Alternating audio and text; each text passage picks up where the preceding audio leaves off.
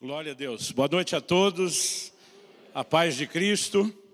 Gente, uma alegria estar aqui. Eu acho que isso é um recorde. Paulo estava falando para o Jamal. De fevereiro a maio, é a terceira vez que eu estou com vocês.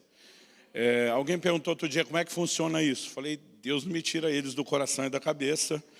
E eu tinha uma palavra de Deus para compartilhar com vocês. Não teria pedido, olha, libera todo mundo. Aliás, falando em liberar, se você precisar sair, não estava contando com isso. A gente não vai entender isso como nenhum gesto de falta de gentileza, educação, nada assim. Mas se você puder ficar, não vai se arrepender. Eu fiz um gerenciamento, uma escolha errada, né? Porque não tinha informações. Eu falei com o pastor Jamal e Juliana, falei, olha, desde 2012, eu nunca peguei um voo nos Estados Unidos, chegou no horário. E eu disse isso porque Kelly e eu voaríamos de Massachusetts, de Boston para cá, chegaríamos no aeroporto de Newark 5 e pouquinho, e a gente estava com medo de atrasar a reunião. Então nós fizemos um malabarismo de fazer a viagem de carro, porque a gente diz, a estrada não atrasa. E, gente, eu fiquei 7 horas dentro de um carro à toa, porque eu teria chegado, o avião chegou mais cedo. Quando eu olhei o horário do pouso, eu falei, não é possível. Mas eu creio que Deus tem um plano para todas as coisas. Além da viagem cheia de adrenalina que Deus nos deu, naquela angústia, por que essa turma não anda, o que está acontecendo? Eu creio que Deus tem um propósito para tudo, mas eu vou tentar compartilhar o que Ele colocou no meu coração, da forma mais rápida possível e acreditando que é mais do que um momento de instrução, que é uma palavra profética para vocês. Amém? Segundo livro de Reis, capítulo 13, a partir do verso 14, queria só aproveitar para dizer, a gente tem tentado sempre servi-los bem, toda vez com algum tipo de material, até mais do que em outros lugares, mas hoje meu irmão Paulo, ele veio com tudo tem direito, para não dizer tudo, tudo e mais um pouco. Então, no final, em algum lugar, eles devem estar montando uma mesa, né, que vai disponibilizar vários títulos dos nossos materiais e de outros autores. Aliás, nós temos um livro ali a respeito de oração, do Mike Bickle, que é um material assim fantástico, um catatal de umas 400 páginas. É um dos melhores livros sobre oração que eu já vi na minha vida. Para aqueles que são líderes, tem um outro ali, chamado Andando Entre Leões, né, que é de um pastor do Colorado, Jonathan Wiggins, um amigo. Enfim, tem muita coisa boa, caso você se interesse. Segundo livro de Reis, capítulo 13, a partir do verso 14 ao 19, diz, quando Eliseu estava sofrendo da enfermidade da qual viria a morrer, Joás, rei de Israel, foi visitá-lo. Chorou diante dele e disse, meu pai, carros de Israel e seus cavaleiros. Então Eliseu disse ao rei, pegue um arco e algumas flechas. Joás pegou o arco e as flechas. Eliseu disse ao rei de Israel, empunhe o arco. E o rei fez assim. Então Eliseu pôs as mãos sobre as mãos do rei e disse, abra a janela que dá para o leste. E o rei abriu. Eliseu continuou, atire, e o rei atirou. Então Eliseu disse, flecha da vitória do Senhor, flecha da vitória contra os sírios. Você vencerá os sírios em Afeca até acabar com eles. Eliseu disse mais, pegue as flechas. Ele as pegou. Então disse ao rei de Israel, atire contra o chão. O rei fez isso 3 vezes e parou. Então o homem de Deus ficou indignado com ele e disse, você deveria ter atirado 5 ou 6 vezes, e assim venceria os sírios até acabar com eles. Mas agora vai vencê-los só 3 vezes. Meu Deus, que a Tua palavra cumpra o propósito pelo qual o Senhor a tem liberado. Confiamos na ação e na operação poderosa, personalizada do Teu Espírito Santo, para que a Tua palavra não apenas fale e cale nos nossos corações, mas que ela produza, ó Deus, aquela calibragem necessária, aquele alinhamento tão importante e que, ó Deus, de acordo com a necessidade de cada um, o Senhor nos conduz ao lugar que tem intencionado. Nós clamamos em nome de Jesus. Amém. Bom, eu quero tomar esse texto como ponto de partida e uma espécie de trilho para um encorajamento a ser dado a vocês. Normalmente, a gente olha para alguns dos textos bíblicos do Antigo Testamento quase como se fosse só um relato histórico. E um texto como esse é mais do que um relato histórico. O apóstolo Paulo, em 1 Coríntios, no capítulo 10, no verso 11, falando dos registros da nação de Israel, ele diz, essas coisas lhes aconteciam e foram escritas para nossa advertência, para nosso exemplo, nós de quem são chegados os fins dos tempos. Ou seja, isso não foi registrado apenas para que a gente soubesse o que é que em algum momento aconteceu com eles, mas para nosso exemplo e advertência. Romanos 15:4 diz que tudo quanto foi escrito, para nosso ensino foi escrito, isso inclui o texto que nós lemos.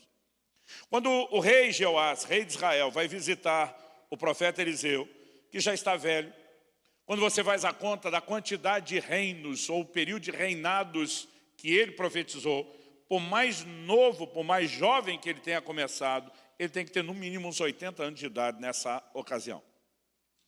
Ele, além de enfermo, diz a Escritura, além de velho, diz a Escritura que estava enfermo, da enfermidade que haveria de morrer. Quando ele morreria? A gente leu até o verso 19. Versículo seguinte, que não lemos o 20, vai falar da morte de Eliseu. Ou seja, esse é o último momento, o último episódio de Eliseu em vida. A Bíblia vai relatar algumas coisas que aconteceram depois, mas o último registro que nós temos, o que me faz acreditar que Jeoás foi fazer uma espécie de visita social, de despedida. A Bíblia diz que além de chorar diante de Eliseu, ele usa uma gíria da época, meu pai, carros de Israel e seus cavaleiros. A única outra vez que isso foi usado na Bíblia foi usado pelo próprio Eliseu, na hora de Elias partir. Ou seja, o que esse cara estava dizendo, uma linguagem mais contemporânea, era #partiu glória. Ele está dizendo, o senhor está indo embora. E ele está chorando porque está reconhecendo que o senhor foi um homem de Deus e vai fazer falta. Eliseu aproveita esse momento que era para ser só uma visita social e se permite ser um instrumento de Deus uma última vez. E ele diz para o rei, pega o arco e flecha, o rei pegou. Abre a janela que dá para o oriente, para o leste. O rei abriu. E diz, agora tira uma flecha, o rei atirou. Quando o rei atirou, o homem de Deus simplesmente diz, flecha da vitória do Senhor contra os sírios. Essa é a flecha da vitória do Senhor contra os sírios. E ele ainda afirma categoricamente, você vai feri-los, Israel estava em guerra com os sírios, você vai feri-los em Afeca até os consumir. Literalmente a expressão até os consumir significa até acabar com a sua raça. Aí o rei atirou a flecha, mas essa flecha não se transformou num míssil balístico de alta potência, que caiu lá no acampamento do inimigo e destruiu todo mundo. A flecha em si provavelmente não foi além do quintal da casa de Eliseu. Mas quando o rei atira, e Eliseu está declarando, o que ele está dizendo é que aquilo era um ato profético, uma encenação do que no plano espiritual haveria de acontecer. E aqui eu e você precisamos nos questionar algo. Porque a palavra profética dizia o quê? Você vai ferir o inimigo até os consumir. Mas depois de atirar da flecha, Eliseu diz para ele, agora você vai ferir o chão, atira no chão. E o rei faz isso 1, 2, 3. Na terceira ele para. E no momento que ele para, que Eliseu fica indignado. Eu brinco que se fosse brasileiro dos nossos dias, Eliseu teria dito para ele, por que parou por quê? Indignado ele diz, você tinha que ter ferido o chão 5 ou 6 vezes.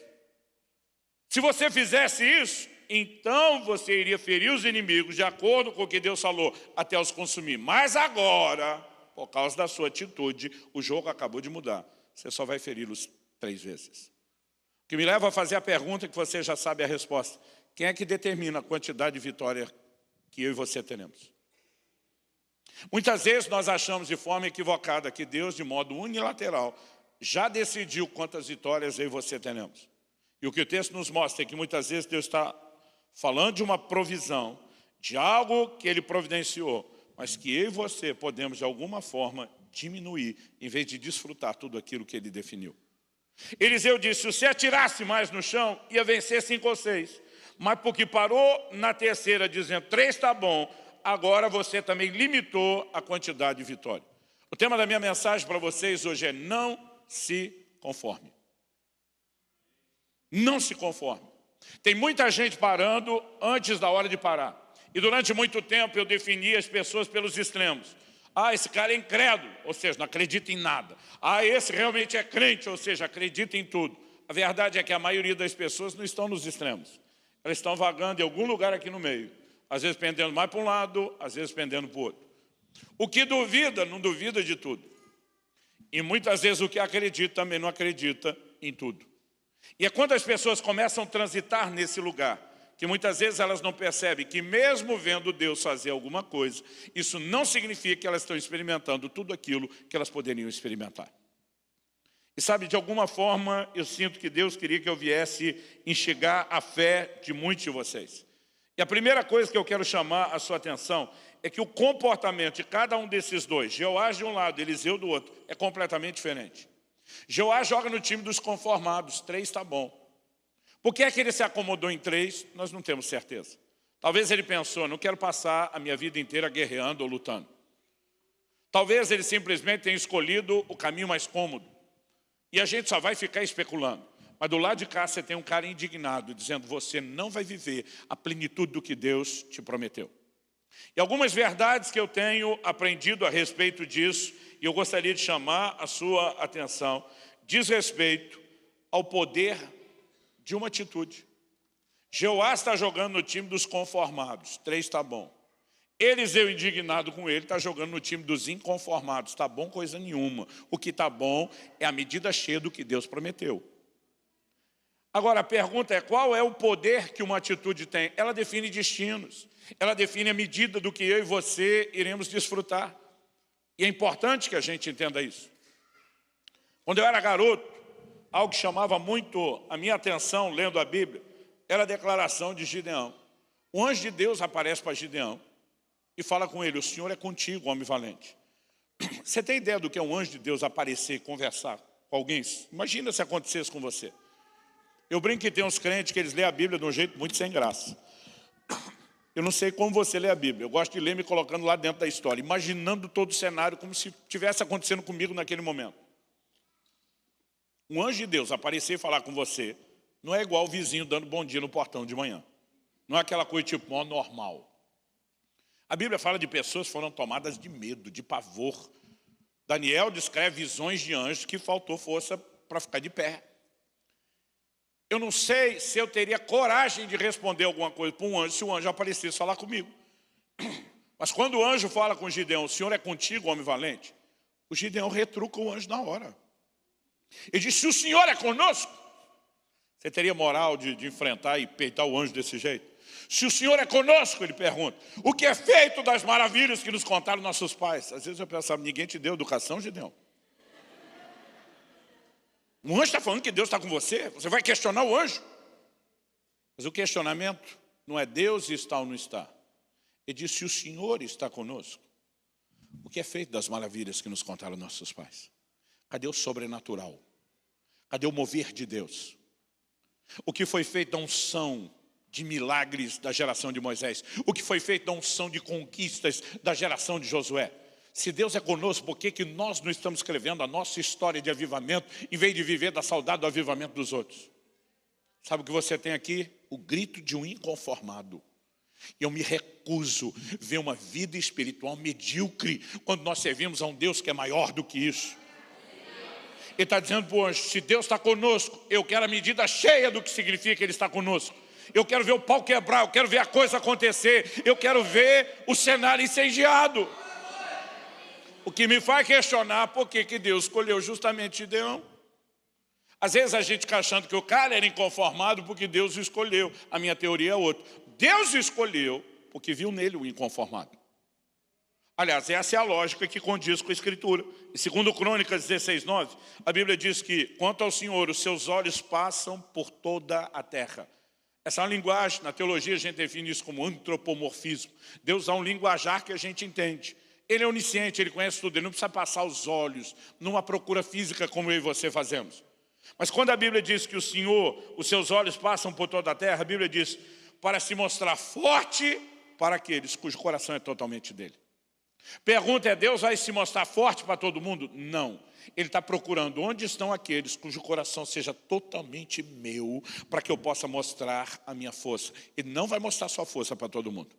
Ele está buscando onde estão os que o coração se inclinaram de verdade para mim, para valer totalmente para mim. Para esses eu vou me mostrar forte. Quem está entendendo?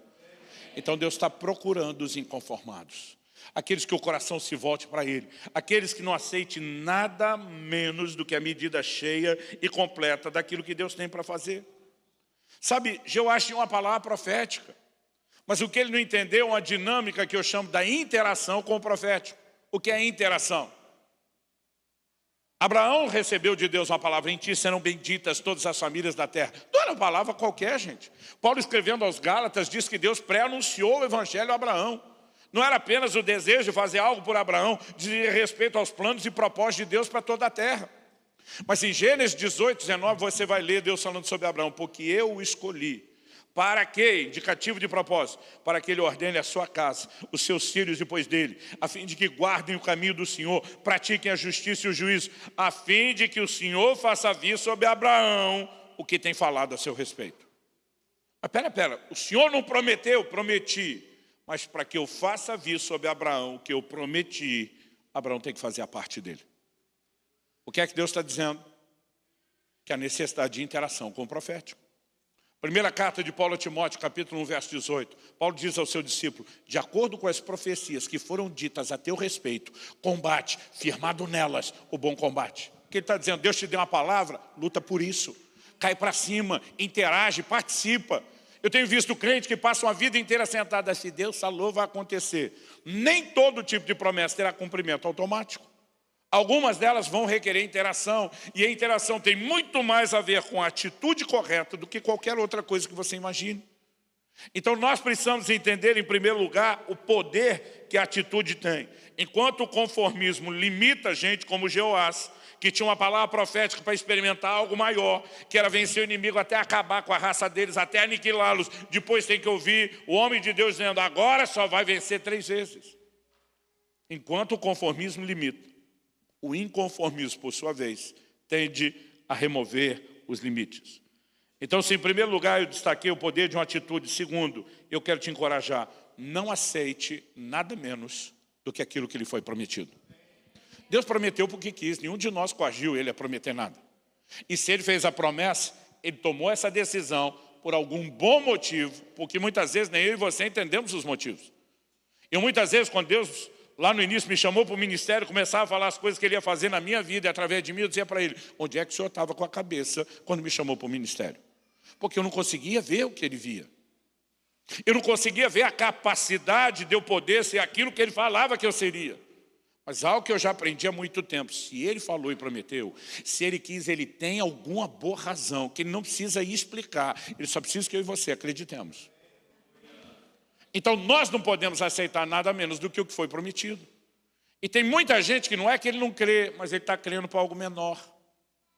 Eu até creio que Deus pode me abençoar, só não precisa ser tudo isso. Eu até creio que Deus pode me usar, só não precisa ser tudo isso. Eu até creio, mas o tempo todo diminuindo, em vez de se posicionar para lutar pela medida cheia, pela medida completa. O que Joás fez, na minha opinião, foi ganhar tempo. Porque aquela guerra contra os sírios era geracional, já vinha da geração dos seus pais, anteriores a ele. Mas ele tinha o poder de interromper, de resolver aquilo em definitivo. Mas por alguma razão ele falou: não preciso resolver o problema. Se eu ganhar essas 3, minha vida foi tranquila, as coisas vão estar bom para a gente. Está sossegado, eu posso parar por aqui. Eu tenho visto muita gente definir seus destinos ministeriais procurando aquilo que é mais confortável. Eu tenho visto muita gente limitar o que Deus tem, porque simplesmente diz: não quero ter muito trabalho. Mas o que deveria existir dentro de mim e dentro de você, um grito, estilo de Gideão: eu quero a medida cheia. Cadê aquele negócio que outros já viveram, que contaram para nós, que inspiraram, que mostraram para nós que é possível ser vivido? Eu não sei você, mas sou parte de uma geração que foi criada pressionando principalmente a mãe, porque nós, os filhos, vivemos um contexto de... É mais bonito falar escassez, né? Não gosto da palavra pobreza. Vivemos um contexto de escassez. Eu lembro que refrigerante se aparecia em casa. Se aparecesse em casa quando tinha dinheiro, era na refeição de domingo. A gente tinha o que chamava da garrafa, que era a família, que era de 1 litro. Hoje tem gente que bebe 1 litro sozinho. Naquela época 1 litro era para a família toda. Então eu lembro que mamãe pegava os copos de requeijão, que depois de esvaziado virava copo em casa, porque não tinha dinheiro para comprar copo de vidro. E ela colocava lá os copos, eu e meus irmãos, nós somos em 3, o Paulo que falou aqui é o mais novo, o caçula, eu sou do meio, temos o mais velho, o Adriano. A gente colocava um copo do lado do outro, e mamãe ia colocando e a gente medindo. Passou um pouco para ele, igual o meu aqui. Aquilo não era só a vontade de tomar o mesmo tanto de coca que o outro. Para nós era a necessidade de sentir tão importante, valorizado e amado quanto o outro. Alguém mais de vocês já fez a medição, né? Do jeito que vocês riram, se não fizeram, os filhos de vocês já fizeram com vocês. Por que eu estou contando isso? Porque muitas vezes, quando eu estou lendo biografias e vendo o que Deus fez pelos outros e o quanto encheu o copo deles, eu começo a falar para Deus, eu digo para ele, também quero. Outro dia alguém falou, pastor, o senhor está competindo com os outros? Falei, com os outros nunca, com a minha mediocridade sempre. Eu não quero me conformar com nada menor. Gente, Deus não faz acepção de pessoas. Deus não tem filhos prediletos. Eu não aceito essa ideia de Deus ter filho predileto, a menos que seja eu. Aí eu posso abrir uma exceção. Mas cada vez que eu vejo Deus fazendo algo na vida de alguém, não estou falando de comparar dons, ministérios, propósitos são distintos, mas cada vez que eu vejo a liberação de algo, eu me alegro pelo meu irmão, mas eu também me alegro por mim, porque eu falo para Deus, se fez para ele, vai fazer para mim. Eu não quero nada menos, e o tempo todo eu procuro me inspirar. Mas mais importante do que se inspirar vendo o que Deus já fez por outros, é eu e você entendemos o que Ele tem nos prometido. Contentamento, gente, é uma mensagem bíblica que se aplica à finança, à coisa material, não à promessa. Nenhum de nós deveria se contentar com nada menor do que aquilo que Deus tem falado, do que aquilo que Deus tem sinalizado. Quando eu olho para Eliseu, eu entendo porque Eliseu ficou tão indignado com Jeoás. Porque Eliseu joga em outro time, ele é o time dos inconformados. Gente, olha o jeito que Eliseu recebe o chamado para o ministério. Eliseu é chamado para o ministério, não dá para desatrelar a vida de Eliseu da de Elias. Porque Elias simplesmente desistiu. Depois do avivamento no Carmelo, quando desce fogo do céu, eu não sei o que é que acontece exatamente com Elias, mas ele simplesmente desistiu. E ele vai lá para Deus e fala para Deus, melhor me é morrer do que viver, basta. Em outras palavras, está dizendo para Deus, deu a tampa, deu a conta, deu o que tinha que dar. Ele apresentou a carta de demissão para Deus. O curioso é que Deus aceitou. Eu digo sempre para as pessoas, cuidado com aquilo que você ora. Porque tem gente pedindo para sair, Deus vai dizer ok. Mas Deus falou para ele, primeiro vai pagar um aviso prévio. Eu tenho as últimas tarefas para você. Você vai ungir Jeú, rei de Israel, Azael, rei da Síria, e Eliseu, profeta em seu lugar. Você não vai achar essa expressão em outro lugar da Bíblia. Profeta em seu lugar. Eu, quando era criança, eu aprendi que Eliseu sempre foi o discípulo de Elias, por isso foi escolhido. Não. Quando Deus o escolhe, e é Deus que menciona por nome, não foi Elias que escolheu quem era o rei de Israel, foi Deus. Não foi Elias que escolheu quem seria o próximo rei da Síria, foi Deus. E não foi Elias que escolheu quem seria seu substituto, foi Deus. Então, pela primeira vez, você vai ver um encontro que nós não sabemos se aconteceu antes. Ele passa, joga a capa sobre Eliseu, e ele fala para Eliseu, você sabe o que eu fiz com você? Eliseu diz, só espere eu despedir de papai e mamãe. E depois de despedir, na opinião dos mais espirituais, ele fez um sacrifício a Deus. Na dos mais carnais, ele fez um churrasco. Mas a Bíblia diz que ele pegou os bois que estavam arando a terra e pegou uma junta de boi. Gente, 2 bois, uma junta, é muita carne. E ele deu uma churrascada para a turma. E ele diz, aqui encerro, fui, parti o ministério. Gente, começar um ministério do zero é um desafio. Mas ter que começar substituindo um vulto do nível de Elias é assustador. Quando você olha Deus falando com Josué, Deus tem que dar gás em Josué o tempo todo. Não temas, não te espantes. Como fui com Moisés, serei contigo. Ser forte e corajoso. Por quê? Porque o Josué estava apavorado. E nenhum de nós vai julgá-lo. Imagina você ter que substituir Moisés, o maior vulto do Antigo Testamento. Só quando você olha para Eliseu, ninguém teve que dar gás no menino. O Elias disse, você sabe o que eu fiz com você? Ele disse, estou dentro. Ele simplesmente encara. E agora ele começa a acompanhar o Elias, até que chega o momento de Elias ir embora. No dia de Elias ir embora, Elias sabe que vai embora. Eliseu sabe que Elias vai embora. Todos os filhos dos profetas, em todas as cidades que eles passam, sabem que ele vai embora. Porque pensa numa turma que não sabe guardar segredo, são tal dos profetas. A Bíblia diz que o Elias chega para Eliseu e eles estão em Betel. Ele diz, segura a onda aí. O Senhor simplesmente me sinalizou e me mandou eu mover direção e fazer uma coisa para ele. Então, ele simplesmente olha para Eliseu e diz, segura aí, fica aí, até que eu volte. O Eliseu olha para ele e diz, tão certo como vive o Senhor, não te deixarei, não largarei do seu pé. Então eles vão sair, eles estão em Gilgal, e o Senhor diz, o Senhor me enviou a Betel, segura a onda aqui, que eu estou indo a Betel sem você. Eliseu falou, de jeito nenhum, não te largo, estou na sua cola. Então tá bom, vem junto.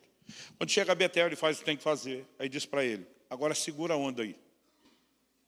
Porque o Senhor me mandou a Jericó. Tão certo como vive o Senhor, não te deixarei, não largarei do teu pé. Estou na sua cola, então vamos junto. Faz o que tem que fazer em Jericó. Agora ele diz para ele, segura a onda aí, que o Senhor me mandou ao Jordão. A hora que ele fala, mandou ao Jordão, o Eliseu já de novo, tão certo como vive o Senhor. Eu não sei como você lê a Bíblia. Eu falei que eu gosto de ler me imaginando lá dentro da história.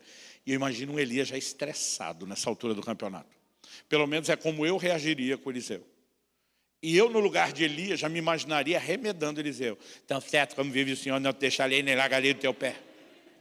Gente, vamos tentar ler as entrelinhas aqui com os sentimentos de todo mundo. Eu imagino que o desespero de Elias, porque Elias vai olhar para ele e vai perguntar, o que é que te falta, garoto? Lá no Paraná a gente diria, o que é que te falta, piá? O que é que você quer?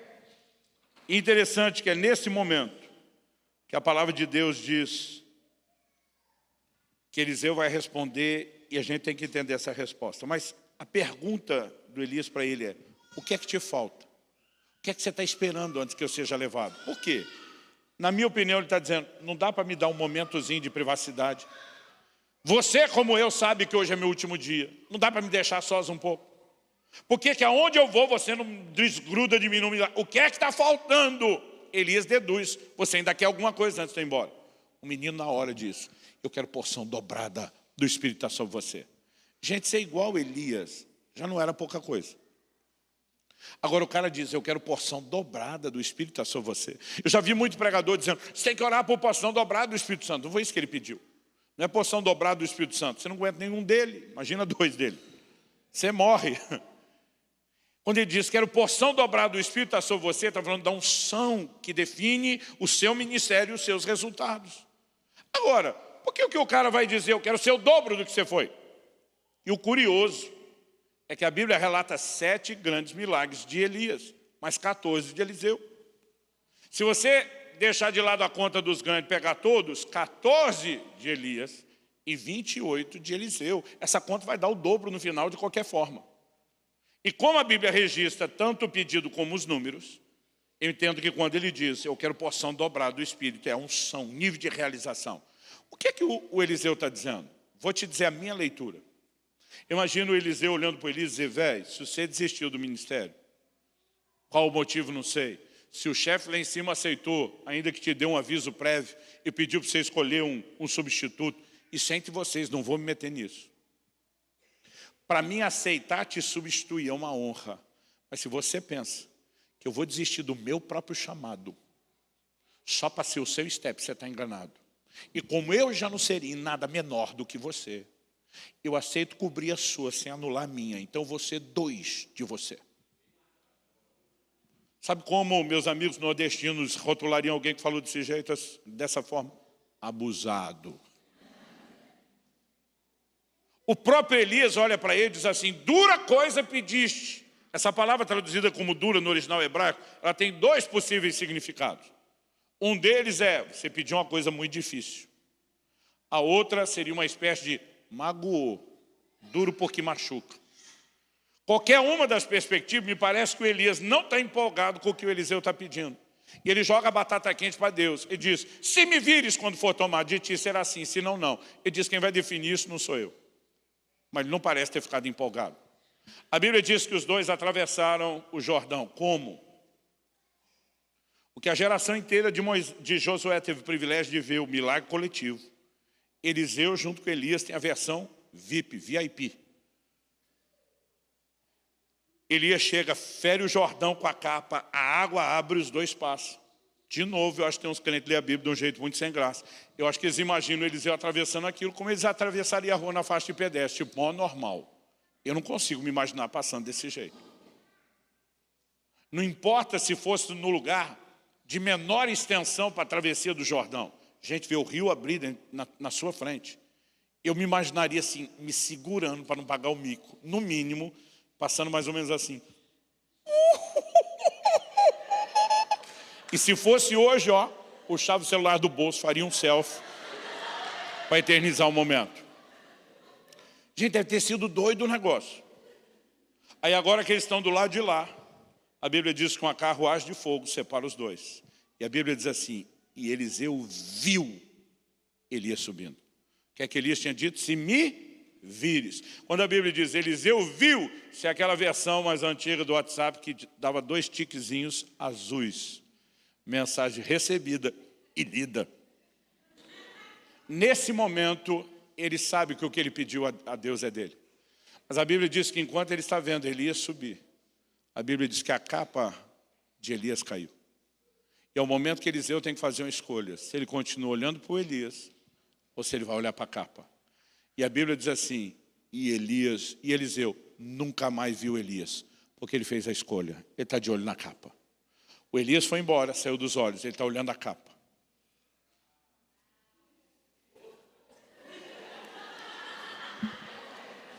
E ele vai lá e pega a capa.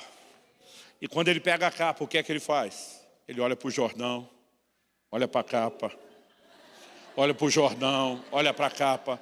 Eu imagino ele pensando, a Bíblia não diz o que ele pensou, eu imagino ele pensando, nem a pau que eu vou voltar nadando. Sabe o que ele está dizendo? Do nível do sobrenatural que eu já cheguei, é daqui para mais, não é daqui para menos, é daqui para frente, não é daqui para trás. Ele pega, olha para o Jordão, e ele vai para cima. Quando ele fere o Jordão, qual é o grito que ele dá? Ele fere as águas do Jordão e o grito dele é, onde está o Deus de Elias? Ele não pergunta onde está Elias, porque sabe que Elias foi embora e não volta mais. Mas está dizendo, cadê o Deus de Elias? Sabe o que ele está dizendo? Elias pode ter ido, mas o Deus de Elias ficou. Traduzindo, um mover específico pode ter terminado e passado. Uma era de avivamento pode ter sido concluída. Um ciclo pode ter terminado, mas o Deus de todos os ciclos não foi embora. Então agora é a minha vez, é a minha era, agora é o meu ciclo. Cadê o Deus de Elias? E o Jordão se abre e ele passa. Quando ele passa e chega do outro lado, a Bíblia diz que os filhos dos profetas chegam para ele com um pedido inusitado. Qual era o pedido? Deixa a gente procurar o corpo de Elias. E diz, gente, esquece isso, deixa a gente procurar. Gente, esquece isso, deixa a gente procurar. E diz, vai. Depois de 3 dias, 50 homens procurando incessantemente, eles voltam para dizer, nós não achamos. E aí Eliseu vai fazer o papel da esposa no casamento. Eu não disse. Eu não falei. Todo marido aqui sabe, quando ouve o conselho da mulher, tem uma grande probabilidade de terminar com ela dizendo, eu falei. Agora a pergunta é, por que essa turma quer um corpo? Primeiro, eu acho que Eliseu está dizendo, Deus não ia tratar nenhum de nós como um copinho descartável. Tirar o cara com estilo, de uma forma apoteótica, como fez, para descartar no meio do caminho. Mas vamos pensar com a lente cultural. Por que eles querem um corpo? Pensa num povo que gostava de velório. Não é sério, gente. Hoje, eu acho que aqui não é muito diferente pelo que a gente vê nos filmes, mas no Brasil, morreu tem que enterrar no máximo 24 horas. Por questões sanitárias e etc. Mas aquele povo, eles saíram do Egito com a prática de embalsamar seus mortos. E eles faziam velórios que duravam. Tem velório na Bíblia de 7 dias. Tem velório de 30 dias, de 40, de 70 dias. E quanto mais importante for a pessoa, mais tempo nós temos que ficar chorando a perda. Então aquele povo quer velório. Ele está dizendo, não dá para terminar uma era de avivamento e não ficar chorando o que foi embora. E pensa num povo que gosta de chorar o que já passou. Eu tenho visto muita gente assim. Eu lembro de um comentário anos atrás que eu vi do próprio Marcelo Jamal. Quando Esdras, o sacerdote reformador, lidera a restauração do templo e chega o dia da inauguração, a Bíblia diz que houve uma grande festa no período pós-exílio de Babilônia. No dia da consagração, a Bíblia diz que tinha 2 grupos fazendo barulho e o barulho de um concorria com o do outro. O barulho dos mais jovens, festa, alegria. Porque a maioria deles cresceu no exílio. Eles nem viram a casa de Deus de pé. Ela foi derrubada. Eles ouviam as histórias de avivamento da Shekinah, a glória que manifestou lá, mas nunca tinha visto.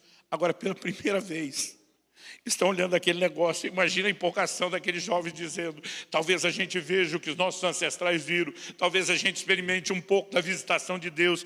É a nossa hora, é o nosso momento, é a nossa oportunidade. Estão empolgados. Mas a Bíblia diz, do outro lado, um outro barulho concorria com o barulho da festa. Era a voz de choro. Quem que está chorando? Os mais velhos. Consciente ou inconscientemente, sabe o que aquele choro está dizendo? Nunca que o que vocês vão ter agora vai ser tão bom quanto o que nós já tivemos. Traduzindo, avivamento bom era o nosso. Tempo de Salomão. Esse negócio, esse step que vocês levantaram aí não é nada. É para esse grupo de gente velha que Deus levanta profetas como Ageu para dizer: ei, a glória da última casa será maior do que a primeira.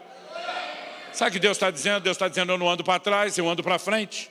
Quem foi que disse para vocês que avivamento bom é o que já passou? Deus está dizendo: avivamento bom é o que está para chegar. E aqui nós temos que acordar para algo. Um dia nós estávamos num culto, um mover do Espírito poderoso, tremendo. Eu vi um senhor de idade, cabelo branco no canto chorando, mas chorava que nem criança. Eu tentando entender o que é que Deus estava fazendo com ele, curioso. Eu cheguei perto dele, quando eu cheguei ele me chamou.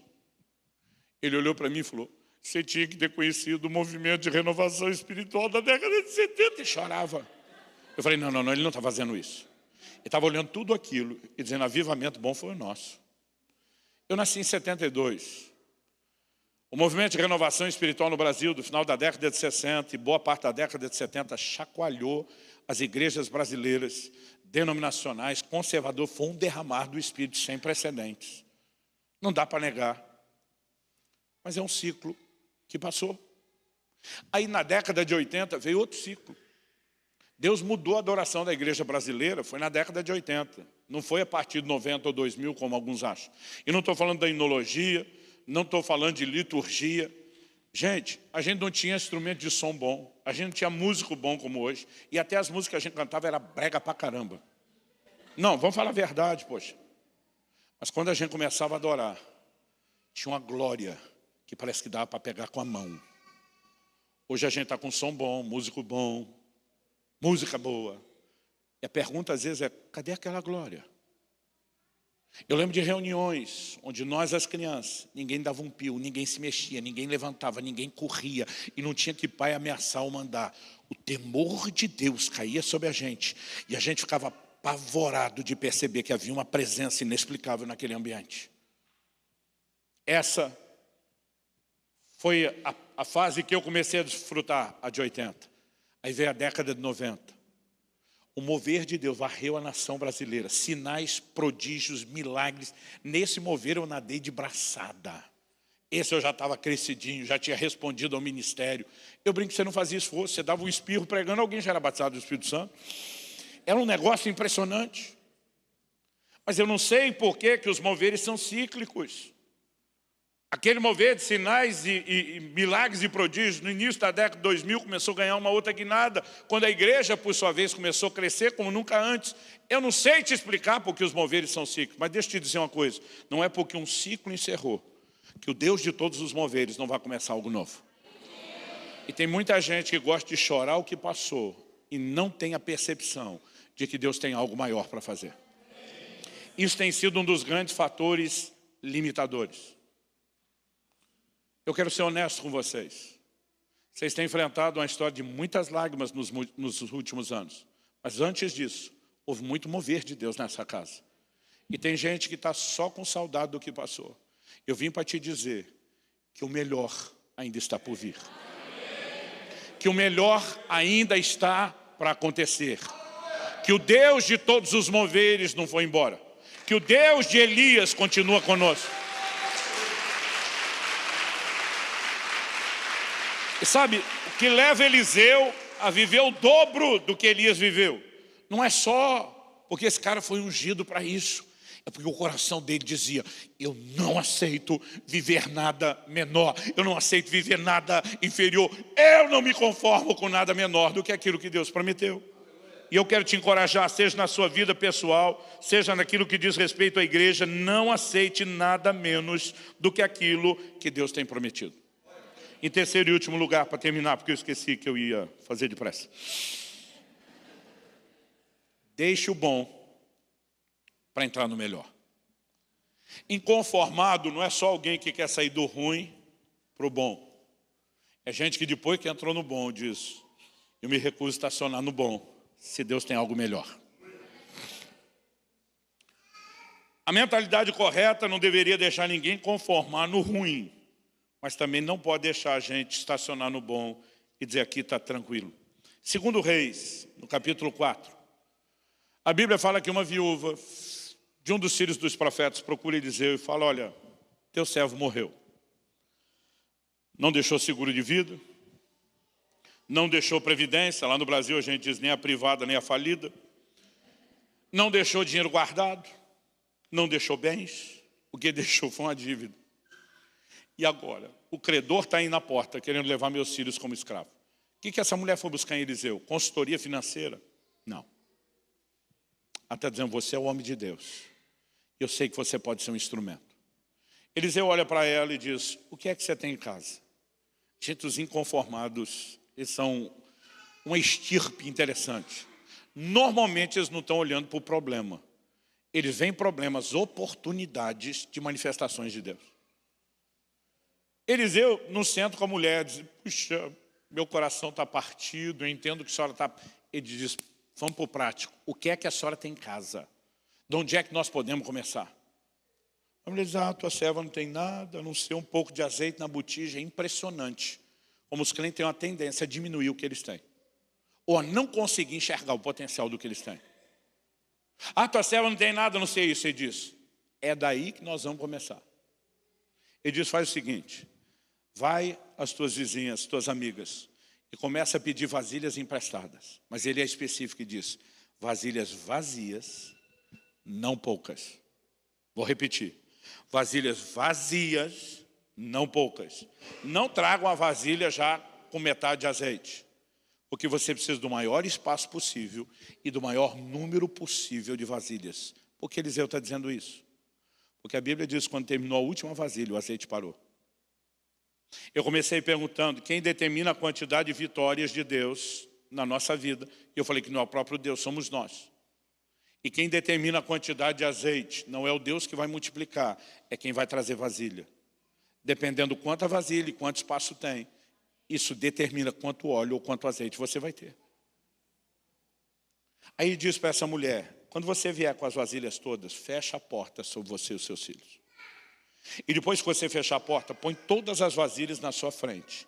E aí você vai fazer o seguinte, você vai pegar aquela vasilha que tem o azeite, coloca todas na sua frente. Onde que todas tinham que estar? Na frente. Então, qualquer que fosse a posição dela na sala, as vasilhas na frente. Então, ele diz, enfia ela lá. Então, você vai na primeira e começa a derramar o azeite da sua vasilha. Vai derramando, derramando. Mas só tem um pouco. Mas vai derramando aquele pouco, aquele pouco. E o pouco da sua vai encher totalmente a primeira. Ele diz, mas presta atenção. Quando encher a primeira, para de derramar. Segura sua vasilha um pouquinho. Pega a vasilha cheia, põe para trás. Agora você vai olhar para a próxima e vai começar tudo de novo. Eu ficava lendo isso perguntando, Deus, sério que Eliseu teve que explicar isso para essa mulher? O que Eliseu achou que essa mulher tinha um retardo mental? Que se ele não falasse para, ela ia ficar a tarde inteira derramando o azeite multiplicando, transbordando, molhando o chão da sala da casa. Eu falei, desnecessária essa explicação. O dia que eu falei isso, o Espírito Santo falou comigo, a menos que a orientação dele não seja meramente natural. Quando ele falou isso, pum! Explodiu um negócio dentro da minha mente. Revelação é algo que você não consegue explicar. Você entende em fração de segundos. O que com horas falando você não consegue comunicar. Mas eu entendi que tudo aquilo eram figuras. Fecha a porta sobre si os seus filhos. Gente, eu amo intervenções de Deus em ambientes proféticos. Em conferências, daquelas assim, que você fala, hoje o mover foi top. Mas as maiores intervenções de Deus na minha vida não foram geradas nesse ambiente. Sabe onde foram? Jesus disse, entra no teu quarto, Fecha a tua porta, fala com teu pai em secreto. É lá no ambiente do secreto que as maiores intervenções foram geradas. Eu creio que Deus está nos chamando a resgatar a prática do secreto que gera as manifestações. Quando Eliseu diz, vai e pede às tuas amigas vasilhas vazias, gente, tem muita gente no nosso meio que não sabe manter portas de relacionamento abertas. E tem gente hoje, se dependesse de pedir vasilha emprestada, estava lascado, porque não ia ter muita gente querendo emprestar. Você não conhece o dia de amanhã. Não estou advogando relacionamentos interesseiros, mas você não sabe o dia de amanhã. O mundo é cíclico e dá voltas. Eu tive gente que lá atrás, no início do meu ministério, uns garotos, adolescentes, eu levava para casa, para o cara poder tomar banho e comer, porque não tinha isso na casa dele. E esse tipo de gente cresceu, prosperou e virou investidor na minha vida, no meu ministério depois. Você nunca sabe o dia de amanhã. E eu não, repito, não estou falando de relacionar por interesse. Sirva a todo mundo e mantenha todas as portas. Mas você não tem noção do que Deus pode fazer. Agora vamos voltar. Eliseu diz, quando terminar de encher, para. Simplesmente pega isso, põe para trás. O que ele está falando de foco? Ele está dizendo, a vasilha que está cheia é um milagre realizado. E os seus olhos não precisam estar naquilo que Deus já fez, quando existem outros milagres para acontecer. Então ele diz, tira da sua frente, seja agradecido a Deus, mas não é mais seu foco, põe para trás. Esquece o que ele já fez, mira a próxima. O que é que Deus tem para fazer? Mas o que ele fez não foi bom, foi bom. Mas o que ele vai fazer é melhor. Porque a soma do bom que já teve, com os outros bons que virão, e a soma de todos esses bons vai dar um negócio bom para caramba. Quem está entendendo? Agora, tem crente que na primeira vasilha ele teria parado. Imagino ele derramando, vendo a outra encher, já com mais óleo lá do que aqui. Imagina uns crentes já surtando, gritando, meu Deus, é o azeite do milagre. Imagina uns agarrando aquela botija, milagre, milagre, milagre. Imagina os filhos, os vizinhos chegando querendo ver. Deixa ver, não, ninguém chega perto do azeite do milagre. Vender para pagar a dívida, como foi dito, nem a pau. Porque essa pessoa, consciente ou inconsciente, ia dizer o quê? Nunca vai acontecer outra na vida. É melhor segurar. Eliseu está dizendo, ei, isso é só a primeira. Põe para trás. Tem uma fileira de milagre para acontecer. Pessoas que viverão sucessões de milagres são gente que diz, eu não vou me acomodar só com uma. O que Deus decidiu fazer na vida daquela mulher não era um grande milagre, era uma sucessão de vários milagres, assim como na minha e na sua vida. Então, não importa o que ele já fez de bom, pega e põe para trás, diz, Senhor, muito obrigado, glória a Deus, aleluia, sou feliz, mas estou empolgado com o que o Senhor vai fazer. Quem está entendendo? Eu vim hoje te dizer, está na hora de colocar algumas coisas que Deus fez para trás. E dizer, eu vou focar no que Ele vai fazer. Pastor, estou tão feliz que eu ganhei alguns familiares para Jesus. Glória a Deus, mas põe para trás. Foca nos próximos familiares que serão ganhos. Pastor, estou tão feliz com o nível de provisão que Deus já trouxe. Glória a Deus, mas põe para trás e foca nas próximas manifestações de provisão que estão por vir. Pastor, estou tão feliz que houve intervenção de cura na minha vida ou através de mim. Glória a Deus, mas põe para trás, porque tem mais intervenções para acontecer. Eu creio que Deus quer levantar um exército de inconformados nesse lugar. Que batam o pé e que decidam, a história dessa casa ainda será escrita. Ela não será definida pelo seu passado, ela será definida pela decisão que nós vamos tomar em relação ao que vem daqui para frente. Vamos ficar em pé para parecer que está acabando. Em Josué, no capítulo 13, versículo 1. A Bíblia diz que Josué já estava com a idade avançada. E aí Deus resolve ter uma conversa com o velhinho. E Deus diz para Josué, ei, ainda há muita terra para conquistar. Um dia eu estava lendo a Bíblia com calma, daqueles momentos, meditando, prestando atenção. Falei para Deus, Senhor, isso é jeito de falar com o velhinho? Isso são modos? Falei, o cara conquistou a maior parte da terra. E o Senhor está botando pressão nele porque falta um pouco? Não era para os céus estar aplaudindo o cara que conquistou a maior parte da terra prometida? Ainda lembro do dia que o Espírito Santo falou comigo, os céus nunca aplaudirão quem conquistou apenas um percentual do que foi disponibilizado. O Senhor diz, eu não prometi 60%, 70%, 80% da terra, eu prometi a terra toda. E ninguém tem o direito de parar antes de possuir a terra toda, quando os céus sinalizaram. Porque promessa, querido, não é Deus meramente satisfazendo seus caprichos. É Deus te empurrando para movimentar o cumprimento dos propósitos dele. Então, por que é que nós vamos parar antes? Por que é que um Josué tem o direito de olhar e dizer, conquistar a maior parte da terra, tá bom. Deus não prometeu a maior parte? Deus olha para ele e diz, há muita terra para conquistar. E eu creio que os céus estão tentando falar comigo e com você hoje. Não importa quanta terra você já conquistou. Eu não vim aqui dizer que você não fez nada, que você não provou nada de Deus, que nada disso está bom. Eu só quero te dizer, tem mais. Então cancele sua aposentadoria. E diga, nós vamos lutar por essa terra. Até conquistá-la na sua totalidade, na sua plenitude. Você sabe por que eu creio que uma das razões pelas quais Davi é chamado de homem segundo o coração de Deus? Não tem a ver com a sua perfeição, que ele não apresentou. Mas Davi foi incansável. Foi o único homem, desde que a nação de Israel saiu do Egito rumo à terra prometida, que conquistou a totalidade da terra. Ele era incansável. E dizia, nós vamos viver tudo isso. E depois de conquistar os inimigos, ele começa. E agora nós temos que levantar uma casa para Deus.